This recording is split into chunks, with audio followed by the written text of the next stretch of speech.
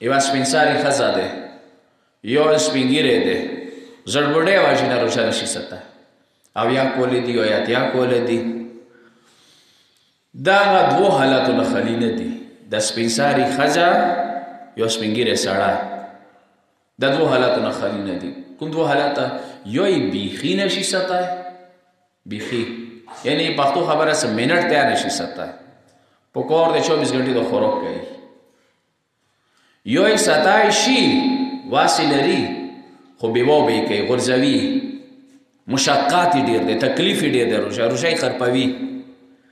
دغو دوو حالاتو کې فرق دی. که د بیخي نشي ساتلی د سپین سارې ښځه یو سپین ږیری سړی، ایدي نه روژه شته نه یې کوړوا شته. اوس مشدا شو مسله، څه بیخي نشي ساتلی، منټ ته نشي ساتلی، نه یې روژه شته نه، بس دغو تاسو نه شوه. ساتای شي خو ډېر تکلیف سره ساتي، روژه یې نشته کوړوا یې شته. د دویم کیسونه بیل شول. کیدای شي زه 100% نشم ویلی، اکثر څه بیخي نشي ساتلی، ساتیاونه د ووړي، شپېته یا 15 شپېتو کې څه وي، دو دې ساتای شي خو ډېر تکلیف سره دې ساتي.